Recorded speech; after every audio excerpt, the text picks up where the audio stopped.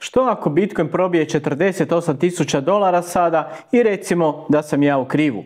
U ovom videu želim odgovoriti na jedan zanimljiv komentar koji sam igrom slučaja preskočio, a da ne pišem romane u komentarima i kao znak zahvale kad je već čekao toliko na odgovor da napravimo temu za video. Dakle, prvo i osnovno što je potrebno razlikovati jest što je moguće, dakle sve je moguće, a nešto je više ili manje vjerojatno. Dakle, kada analiziramo za investiranje ili trgovanje, govorimo o vjerojatnostima, nikako sigurnostima.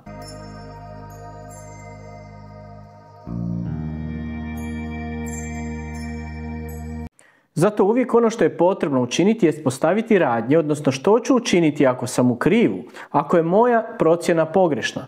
Na primjer, traderi imaju stop loss i na taj način postavljaju točku ako je njihov trade otišao u pogrešnom smjeru, kod koje nazovimo priznaju pogrešku i izlaze van iz pozicije da bi smanjili gubitak, dakle oni smanjuju svoj rizik. No mi kao investitori moramo isto biti spremni i imati jasan plan što ćemo učiniti u određenom trenutku. Dakle, ako smo u krivu i Bitcoin nastavi preko 48.000 dolara i altcoini će vjerojatno nastaviti rasti. I što ćemo onda učiniti? No, što ako smo u pravu i Bitcoin nastavi korekciju, što onda sa altcoinima? Uzmimo sad za primjer da Bitcoin ne probije još neko vrijeme 48.000 dolara, ali sad imamo situaciju pod 1, hoće li ta korekcija biti postepena, ili pod 2, hoće li ona biti brža, naglija. I naravno koliko će ona trajati. Ne znam ako se sjećate kad sam govorio o Ethereumu i da je u godini halvinga on bolja investicija od Bitcoina. No nedostatak je što imamo samo 2 takva primjera.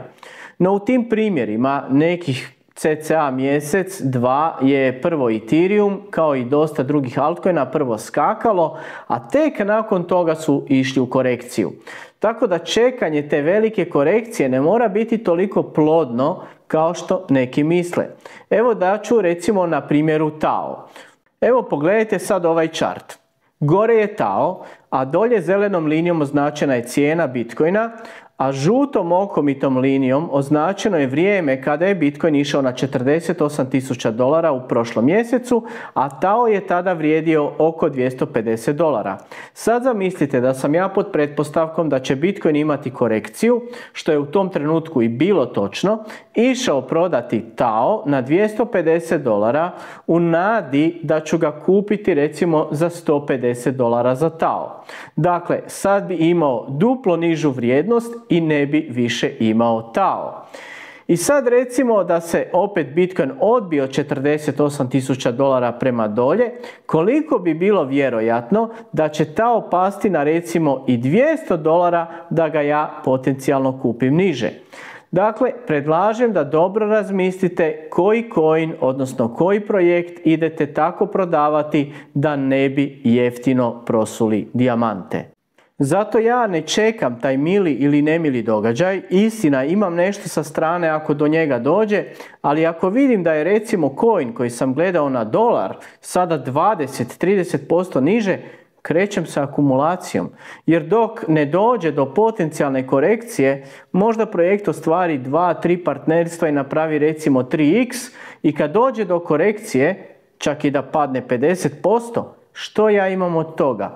Coin koji si htio na dolar, ode na 3, pa napravi korekciju na 1,5. Pa baš i nije isplativo. Naravno imam u planu što ću kupiti, možda još CheckD, možda Oraychain, o kojima sam govorio u videima i imam još potencijalnih kandidata i kad budem kupovao objavit ću javno ili među članovima. No ono što je sigurno da neću kupovati više od 2 coina kako ne bih previše razvodnio portfolio. Ovo je kako ja razmišljam, moje odluke, moji planovi, vi učinite što smatrate da je najbolje za vas. Toliko od mene za danas, a vama ako se svidio video nemojte zaboraviti stisnuti like, pretplatite se na kanal ako još niste da ne propustite budući sadržaj, provjerite kako još možete podržati kanal u opisu videa, hvala na vašem vremenu i vidimo se u nekom novom videu. Pozdrav!